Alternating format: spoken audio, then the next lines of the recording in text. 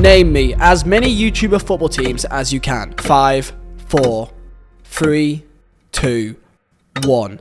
How many have you thought of? Is it 3? Is it 5?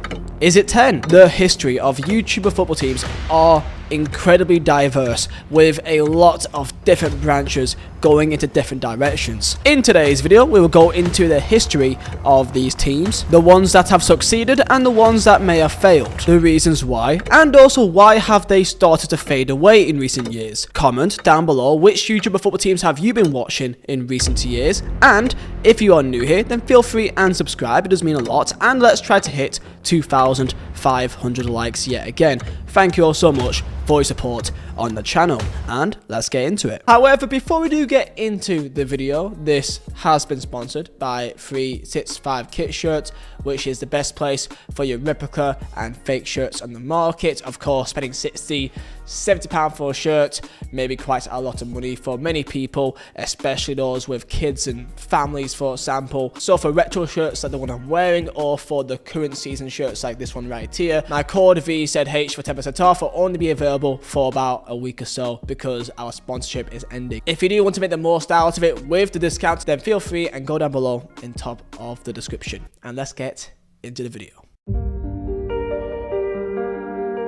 So, to break down this video, because it could get quite complicated quite fast, we will be speaking about each individual team in their own section, and to talk about football YouTube teams, we got to go back to the start, which is of course the father, the creator of YouTube football. Ladies and gentlemen, I present to you Palmer's FC. Palmer's FC, created by Smith, showcasing Sunday League content and becoming a staple in the UK football scene on YouTube. The first episode was brought all the way back in September 2014, 9 years ago, titled Sunday League Football: How to Score from a Corner. A simple 3.5-minute video, very basic production, very basic commentary, but showcased a very standard game in the world of Sunday League. Now, when speaking to Smith, he did highlight that he wasn't the first person he ever saw to do this concept on YouTube, that there was a channel called Reality FC, therefore making Palmer's the first channel to really gain any success from it. So what was it about then? Well, let me explain.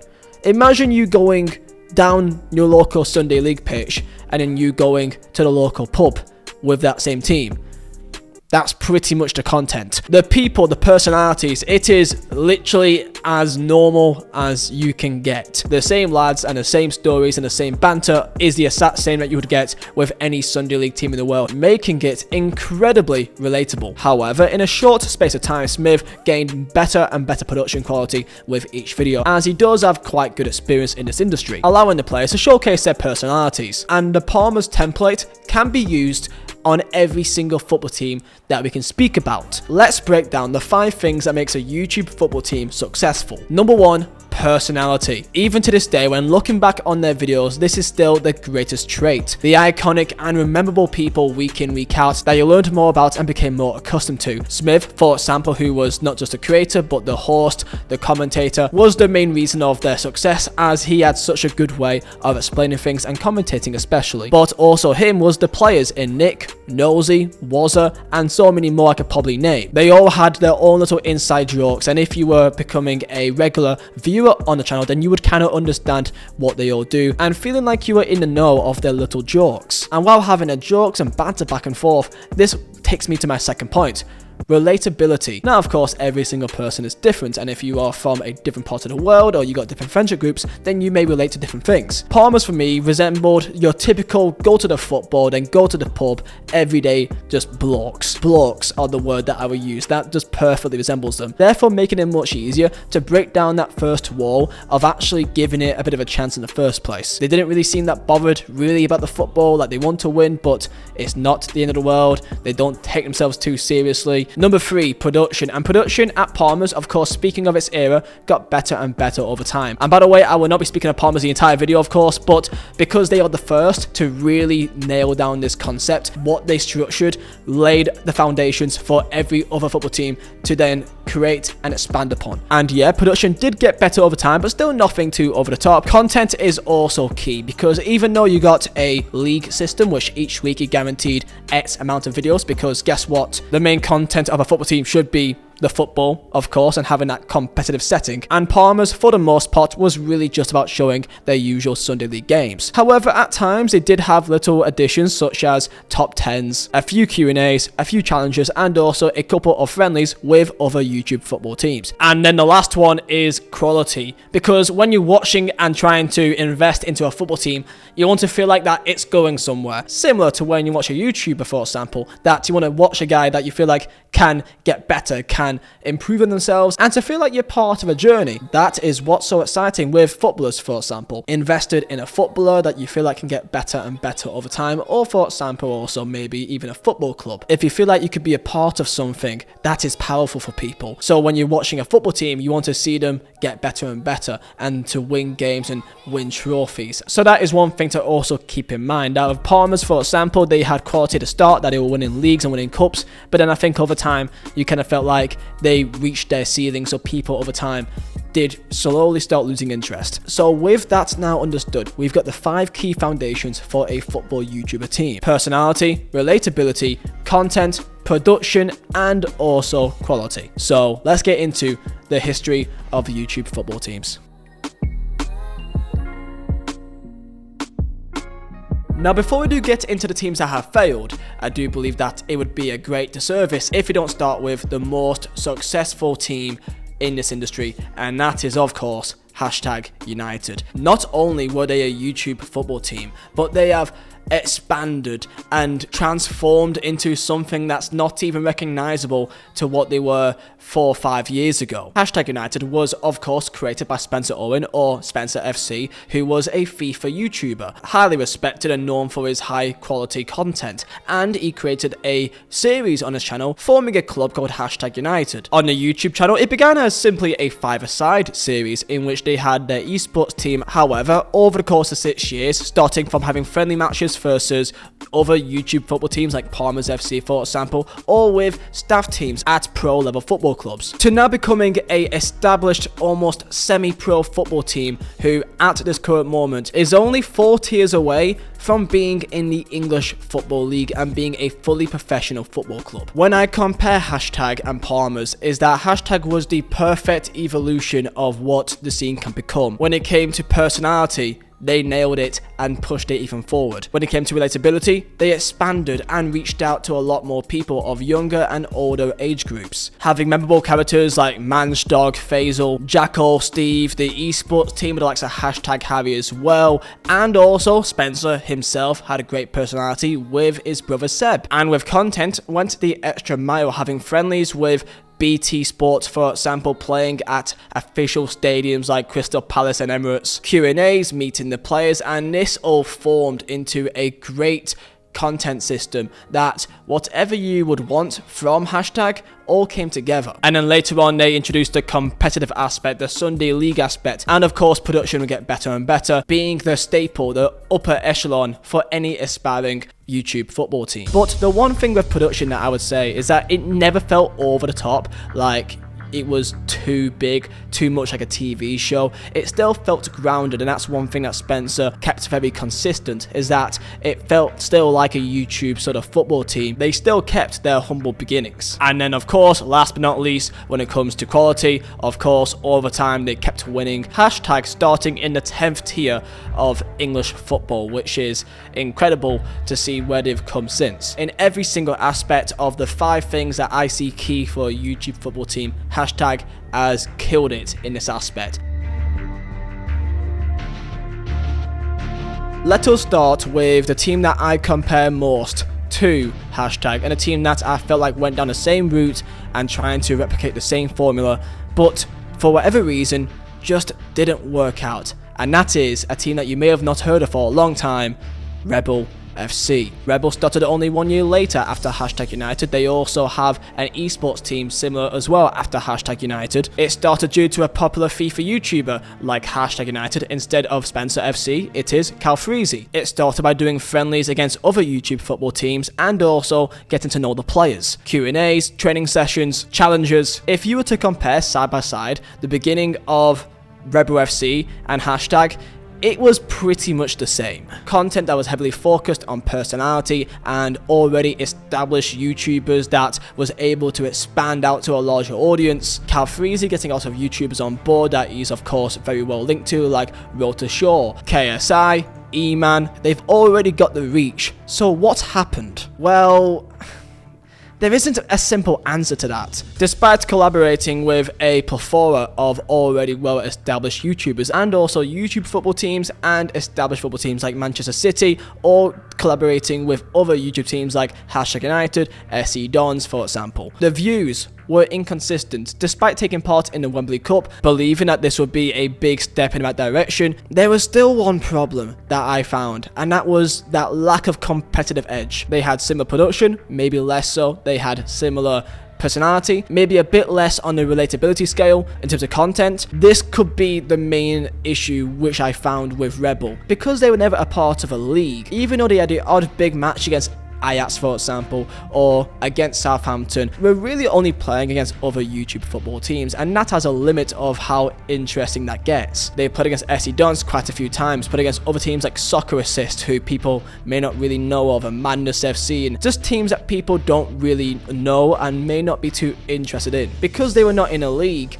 these friendly matches never seem to really have a competitive element, making it less and less interesting for viewers to really gain any sort of affection to the team, because they could be winning games, but what is that ever going towards? Looking at their recent video before they stopped uploading 3 years ago, I think shows a great insight in terms of what people felt about Rebel. Where are SV2, Sava, London Movements, or Jamie, Rory, Ramble, Rayan? I missed them. Not gonna lie, Rebel needs to do something different quick. These games are getting boring, need to level up like # or SE Dons. And last comment by Danielle saying there's only about 3 players I recognise. Where is the OG Rebel? Are they going to return? Having recognisable characters within a YouTube football team is the core foundation, because, for example, if I was to give you a # video, but it doesn't have Spencer, it doesn't have Seb, it doesn't have Toby, and it also doesn't have Jay Devereaux. Without the key people involved in a club that you feel connected to,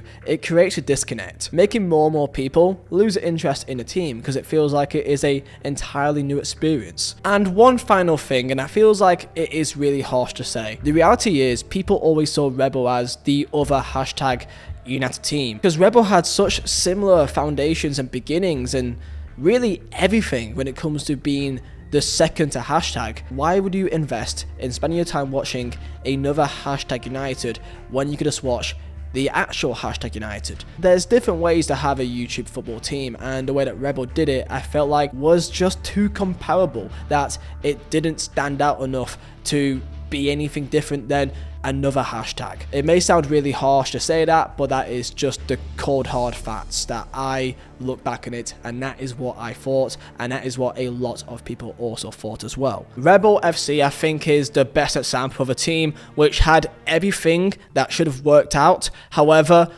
just didn't have maybe the slice of luck that they needed to really take that step forward. They had some great sponsors with the likes of Under Armour and Utilita as well, however, maybe these sponsors pulled out one way or another, which then led to a lack of funding to really fund what they wanted to do. Tell me your thoughts down below on what you think happened to Rebel.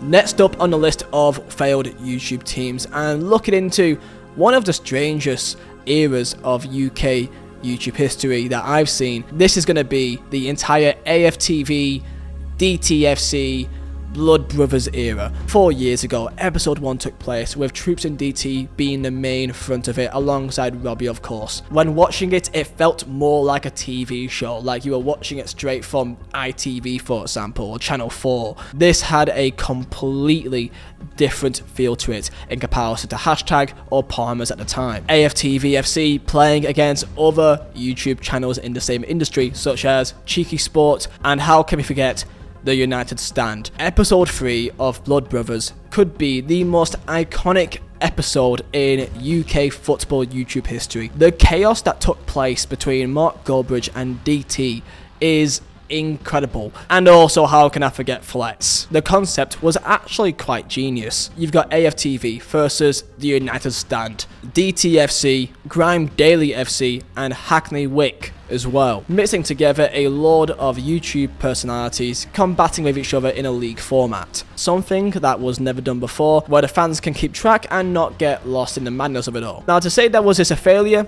I wouldn't say so, but I don't think it reached the peak that it could have. The concept was remarkable and it should have gone further and continued since then. If we break it down in terms of personality, I mean, you've got almost too much personality that it is just hard to keep up. So many personalities, so many teams in these. It feels like a condensed format because it's 44 minutes long, and it may sound crazy to say that, but so much went on in this 44 minutes in most episodes that it felt like it completely flew by. In terms of production, it was top notch. It felt like a TV show in terms of how it was presented, the locations. You can tell the quality and the money that got put behind this. In terms of quality, you've got a league format that you were able to keep an eye on, and content was easy to absorb. It was one channel with one series that took place, and it was easy to keep an eye on that as well. The only issue that I think I found with Blood Brothers and AFTV as a whole is its relatability. There's a lot of personalities in here which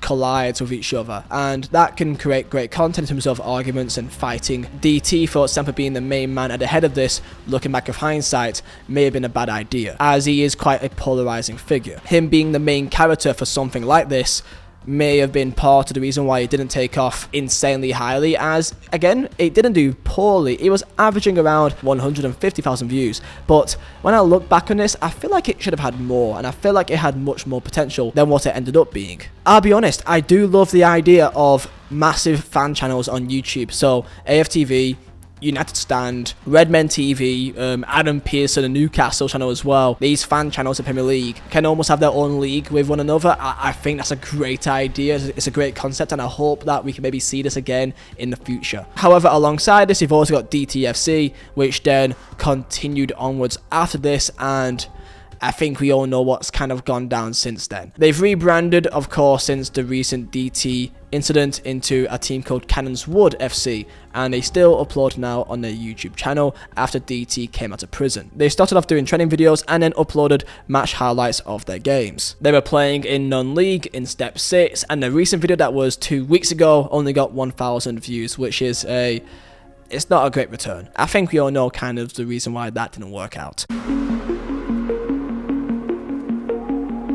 And while we are on the same lines as Blood Brothers and AFTV FC of potentially projects that didn't reach its full potential, I want to speak about F2 FC quickly, because they did a great video. A video of them playing against Tango Squad, Adidas, at Old Trafford. This video gained 9 million views in their first video, pretty much. The potential was insane. Watching the video, the quality on the pitch was immense. The production was immense. They of course took part in the Wembley Cup and won it back in 2018, and really made about 5 videos regarding F2FC and stopped pretty much straight after the Wembley Cup. They uploaded a video with them playing against Celeb FC at Dorking Wanderers. Similar sort of format to how #United also played against other sort of teams in friendlies back in the early days. Now, with some research, I believe that this was created solely to take part in the Wembley Cup and to become sort of a charity team looking back on it now. But I still feel like there's such a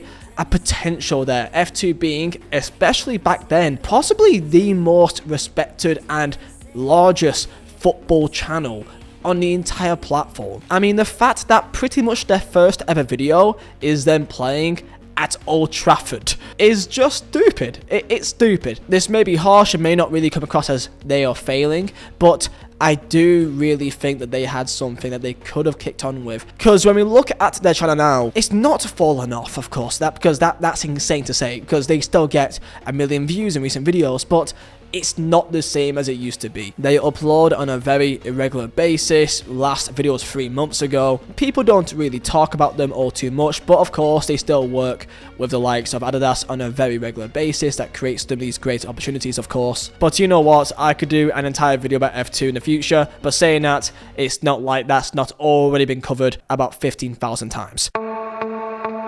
And now let's get into one part of football YouTube that you may not have even known of, and this is called the Replay Me League. This was a YouTuber 11-a-side football league. Rants and Bants FC, Prospects FC, Team Inferno that was ran by Big Nasty, Dead Bull London, Madness FC, AFTV, and Team Relentless, which had Turkish running it as well. This was a channel that only at the end caught 1.5 thousand subscribers, which, considering the scale of this, it was a complete YouTuber football league, or at least had some elements of YouTubers with other people that were kind of alongside the industry. This was a very similar concept to Blood Brothers, but of course on a much more smaller scale. Of course, entirely based in London. When watching back on these videos, it did come across incredibly raw in terms of the quality on the pitch and the production as well. When watching the games, there's no commentary, it's just the raw footage of the game with a scoreboard on the top left of it, and they show the highlights about 10-15 minutes, which kind of makes it quite boring to watch very fast. A good variety of the teams had their own individual channels, like Madness FC for example, which had some pretty good players in their team from what I could tell,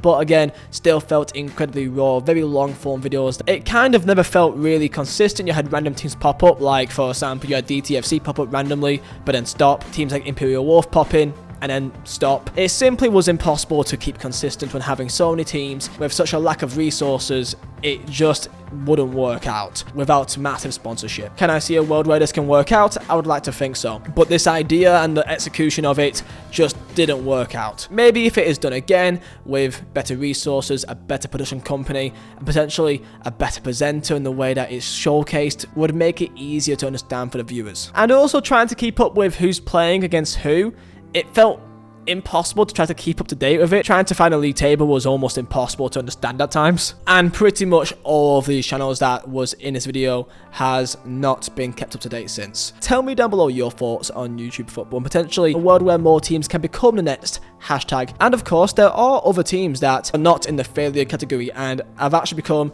relatively successful for many years in this industry. For example, shout out to the likes of SE Dons, been a big fan of them for years. I want to say 3-4 years I've been watching them. What SE Dons does so well is not just a personality, the reoccurring characters that makes it still feel like it's quite memorable, which makes it recognizable each time and that you still feel part of it. Under the radar, Manny's team as well. I like the way that they've done things and kept it nice and consistent, which I think is important for many of these teams. And last but not least, and potentially becoming the most recognizable behind hashtag United in terms of a YouTube football team, is Rising Ballers, who is a very respectable channel which has created and given young people, young footballers, a opportunity to showcase their talent and have actually created pathways for footballers to go in the pro game. I think the best example is Iliman Ndiaye, who was part of the channel at a young age, came from France, and now of course he is not just a regular but a star player for Sheffield United and at top of the tables in terms of goal scoring charts in the Championship, and has also played in the World Cup